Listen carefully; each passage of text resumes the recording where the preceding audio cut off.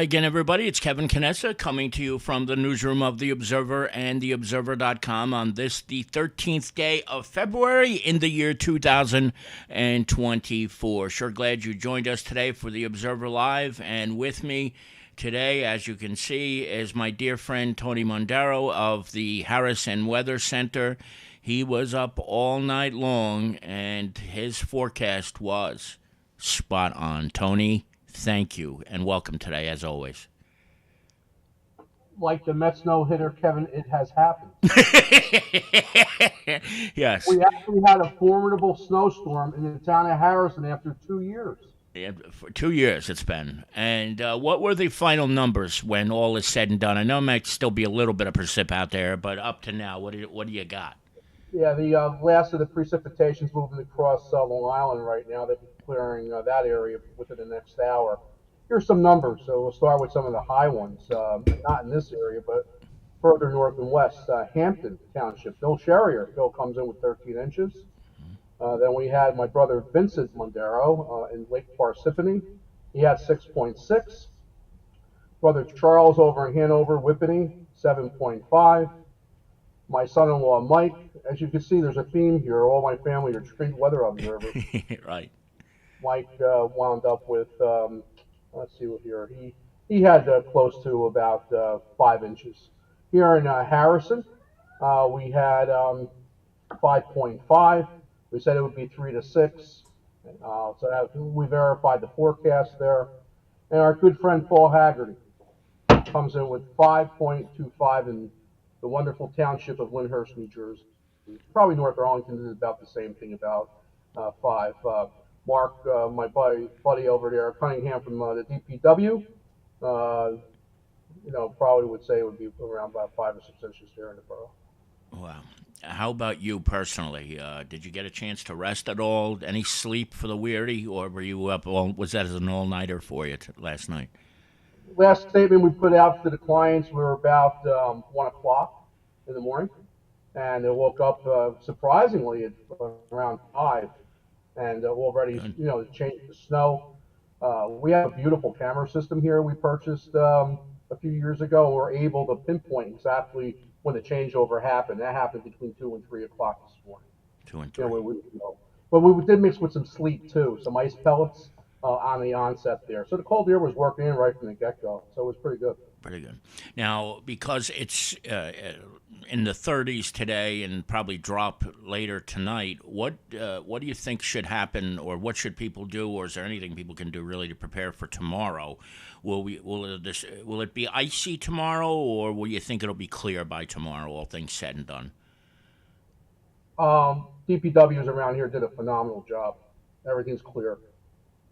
Those who have sidewalks that haven't shoveled yet or removed the snow, I would do it, by the time the end of the day is today, only because tonight, anything untreated is going to freeze solid.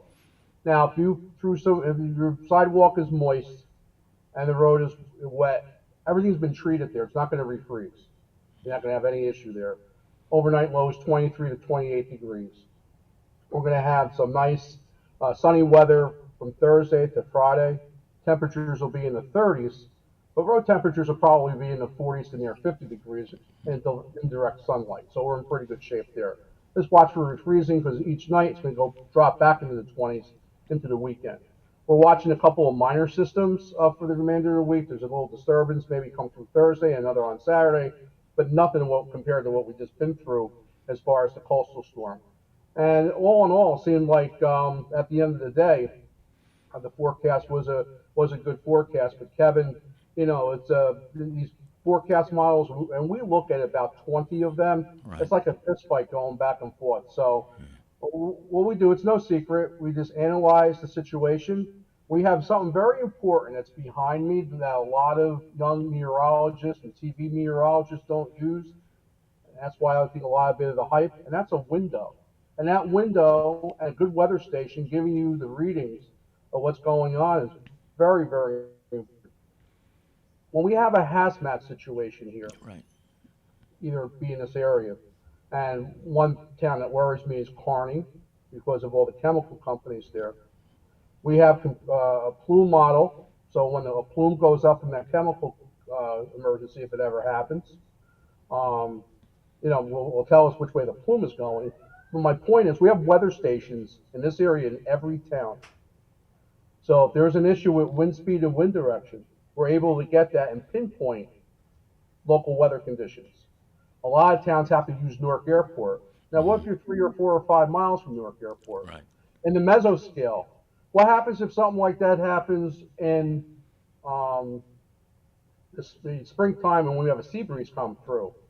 We have the technology here to detect it, to shift the wind with the weather stations so we can keep people out of harm's way as we coordinate with the fire, police, and emergency management and EMS. You mentioned these weather stations that you've developed over the years. How do you come up with this? Do people volunteer? Have you reached out to people over the years? How did that all come to be? I'm very curious about that. Way back in the day, we did some assisting with the Hudson County Office of Emergency Management, and we got to Bruce Walters was my first OEM director. I'm a few OEM directors deep into there now. Jim Woods does a fine job with them. Before that was Jack Byrne. And working with the OEM, we got to meet a lot of the police and fire people that we deal with. You know, pretty much on a regular basis when we have an emergency. And we have weather stations either at private homes.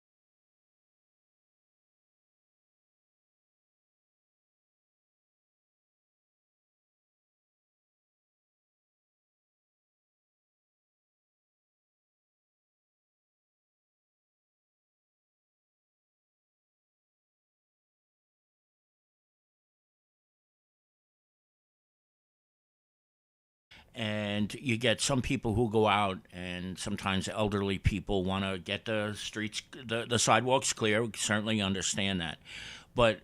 And I know you're not a doctor, I'm not a doctor, but is it wise for elderly people to be going out and shoveling heavy snow like that, or should they be getting younger people to do it? What are your thoughts on that?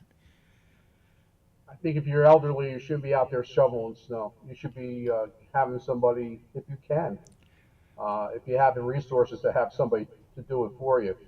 Chances of having a cardiac episode when you're elderly is pretty high if you haven't worked out and out of shape.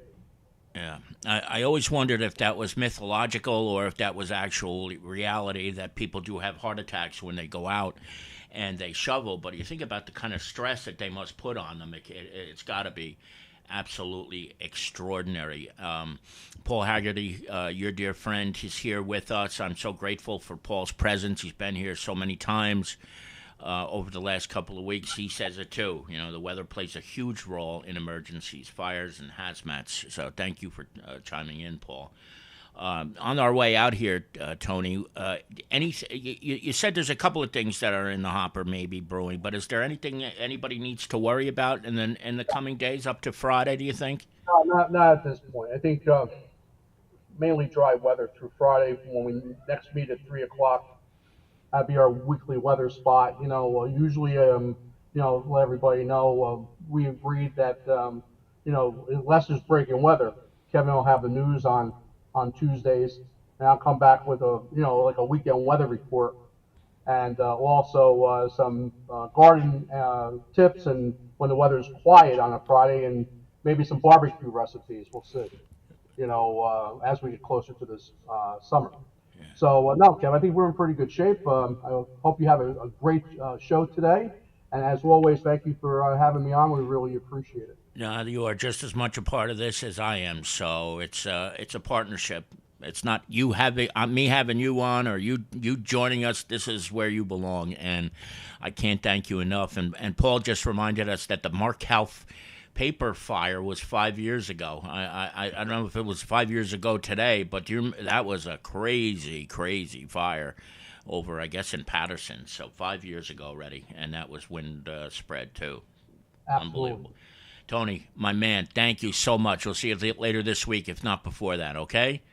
Sounds great. Have a great show, Chris. All right, brother. Thank you very much. And there he is, the one and only, and in my words, in my view, the immortal Tony Mondaro. He joins us every week to talk about the weather, and we've had a lot of opportunity to spend time with Tony, and I enjoy every second of that because he's as good as there is when it comes to weather forecasting, and not just that, he's a wonderful human being too, and I think it's a fair assessment. Everybody knows we are all so lucky to have him.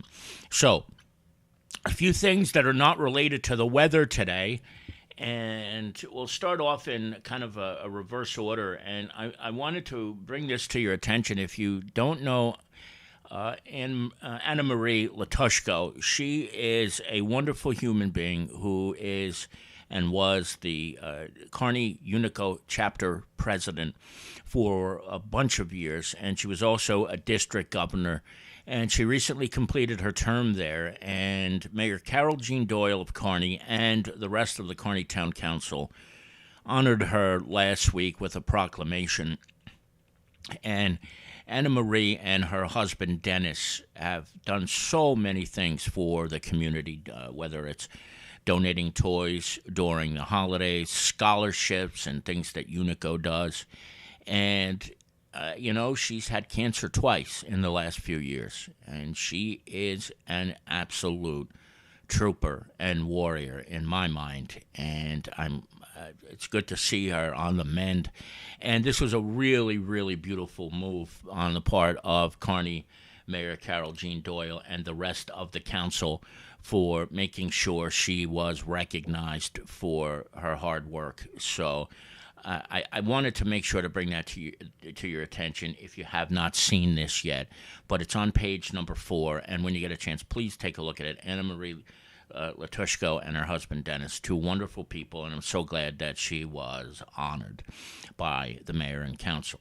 Before we go any further, however, I do want to say hello to a whole bunch of people who are watching us today. Pat Long, the best, greatest, and one and only mail carrier who you want to be your mail carrier, is here with us, and she's probably out delivering the mail right now. So you want to talk about loyalty.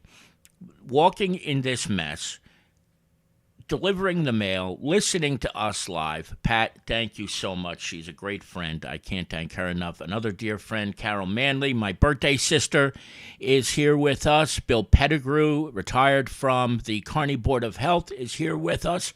Excuse me. Dylan Sullivan, who is a junior at St. Peter's Prep in Jersey City. So he is, of course, soon to be alumnus next year of St. Peter's Prep, and he will join the fraternity that is graduates of St. Peter's Prep. Of course, you know I am, so I was going to throw that in there. So, Dylan, welcome. Thank you for coming by and for all the great things that you're doing for this community at such a young age.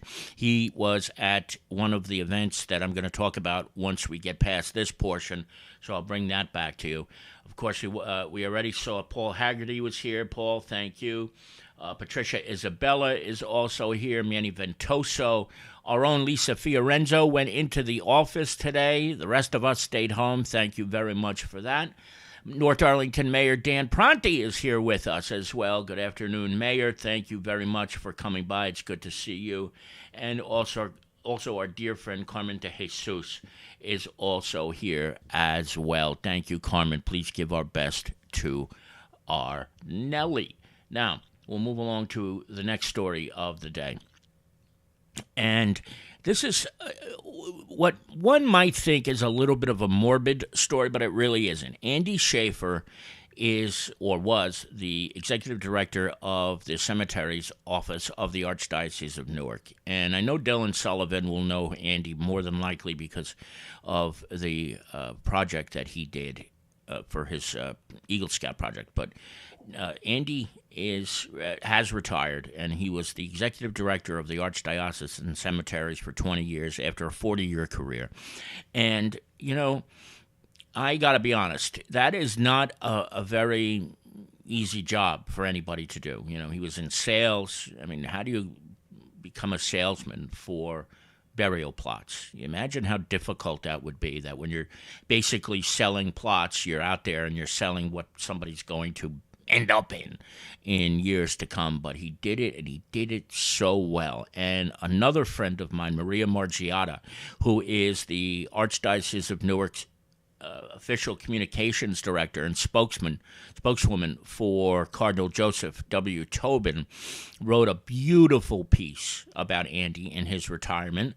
And after I read it, I thought, boy, my work was done. And that's why you'll notice on this story that Maria Margiotta's byline is on this piece. And that's because she said it better than anybody else could have. The Archdiocesan Cemeteries Office has always been so good to us here at the Observer. So I want to thank Maria. And if you've ever been in the cemetery in North Arlington, and let's face it, unfortunately, you probably have been at some point in time, what you see there is mostly the fruits of the work of Andy Schaefer. He is going to be missed, but I know he has put himself in a good spot with his replacement. Unfortunately, I can't think of his name right now, but I'm sure he will have his work cut out for him, but he will do it very well. Now, page one today has two stories, and the first one is a recap of an interview that I had a chance to do with Councilman Renato da Silva, who is the new councilman in the 3rd Ward in the town of Kearney. And I want to be transparent about this. I did not know this at the time when he was first appointed to the town council, but Renato and I have several mutual friends, including both of us, who is our dear friend Jeff Humphrey, who some of you may remember died in 2014. Jeff was on the New Jersey Turnpike in 2014, was rear-ended and killed in a just horrific car crash. And Renato and I have a few mutual friends other than just Jeff. So I want to make that very clear from the onset that we do have mutual friendships in both of our lives. But I think some of you may recall a couple of months ago when he was appointed to the Kearney Town Council, the headline that I wrote was Councilman Who? And because at the time, this was never, ever an issue of it being a slight on Mr. Da Silva himself, but it was more of an issue of there being very little information out there about him at the time. Well, it turns out something I did not know at the time, or if I did, I certainly looked past it, that Councilman Da Silva was a member of the Democratic County Committee.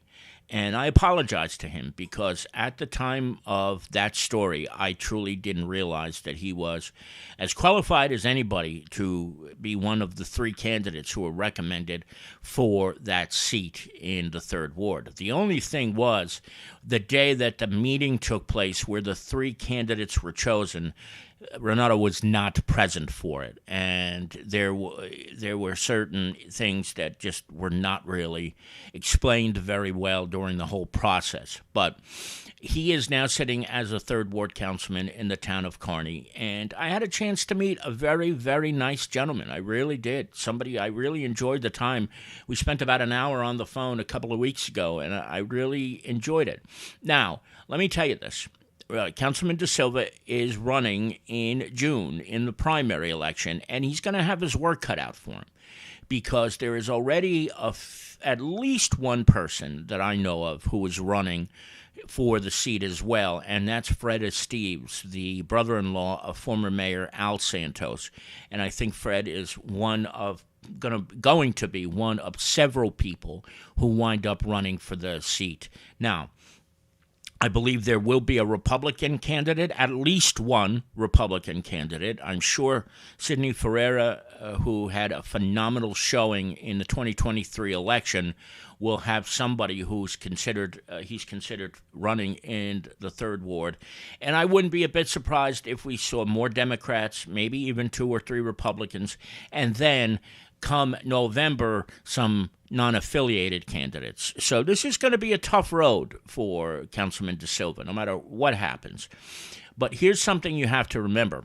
This election is just to fill out the next year, because, believe it or not, that seat is up for re-election in 2025.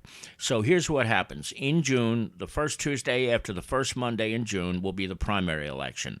The Democrats will choose their nominee, the Republicans will choose their nominee, and then any number of unaffiliated candidates could run as unaffiliated, or what you might think of or call independents, even though it's not correctly the term, but that's what we'll say just to make it a little bit easier. The winner of that election then serves for 1 year, just 1 year. That's what's left on that term, and then we'll have to run yet again in 2025 for re-election. So you see, this is coming very, very quickly. This is all going to happen. Now, if Councilman De Silva wins the primary, he'll face the others in November. If he doesn't win the primary, what you'll have is a case of a candidate who is a sitting councilman and might be a lame duck. So, it really depends on where the electorate falls in this year. But you also have to remember that this is a different year. This is a presidential election year. So the turnout will be significantly higher, I would think, even for the primary, than it would be on these off years where we don't have a presidential election. I don't remember the last time there was a council election that was concurrent with the presidential election, because it never falls on those years. So or if it does, it's very rare that it, from what I recall, but I don't think so, because the way it's staggered. So it's going to be very, very interesting to see what happens. But I hope you will take a chance and read the story about Councilman De Silva, some of the ideas that he has. He wasn't going to share everything. There's certain things that he's still waiting to decipher, including where he stands on the Greenway, which is fine, because there's still a lot of time left before anything happens there. And you decide for yourself. Read it starting on page 1, beginning tomorrow when the papers are out, or online today at theobserver.com. And then the final story this week. This was tremendous. There is a gentleman whose name is Jack Coutinho, 83 years of age, and he died in May. And he was a veteran of the Vietnam War, of the United States Marine Corps, and he died in May.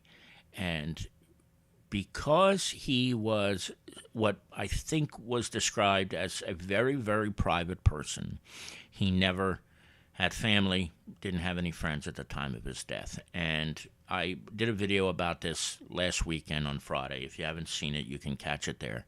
But he was finally laid to rest on Friday last week after a generous woman from Kearney donated a cemetery plot in Holy Cross Cemetery in North Arlington. And it was a very, very moving ceremony with the United States Marine Corps on hand. The chaplain of the cemetery was there, the mayor and council, Mayor Carol Jean Doyle, and 4 council members, Jerry Facito, Mary Trine DeCastro, Stat Theodoropoulos, and George Zapata were there. And so was the aforementioned Dylan Sullivan, who was watching us here, 16 years old, or maybe even 15. Dylan, you correct me.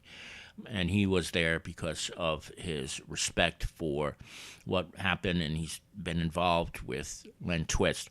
Now, Len Twist and Joanne Northgrave were primarily responsible for making this happen.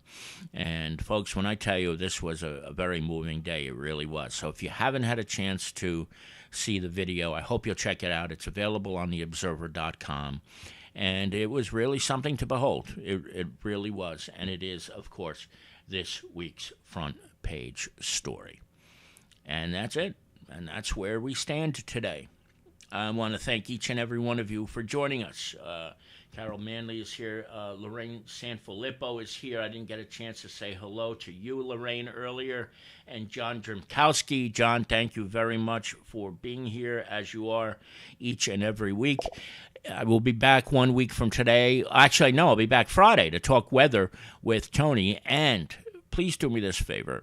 When you get a chance, go over to our YouTube page and like and subscribe to our videos. It really helps us to build the audience. It continues to grow on a weekly basis. Much of that is in thanks to Tony Mondaro's appearances with us each and every week. But if you have not subscribed or liked this video, please do that. I know it sounds really corny and like I'm almost begging, but it really will be extremely helpful to us. They call it the algorithm. There is really something to that. So please, indeed, when you get a chance, go over to our YouTube page and like the page and subscribe. Most importantly is the subscription. From the newsroom of The Observer and TheObserver.com, Kevin Canessa signing off for now. Stay safe, everybody. Stay warm, stay dry, and we will see you back here again very, very soon. Enjoy the rest of your Tuesday. Bye-bye.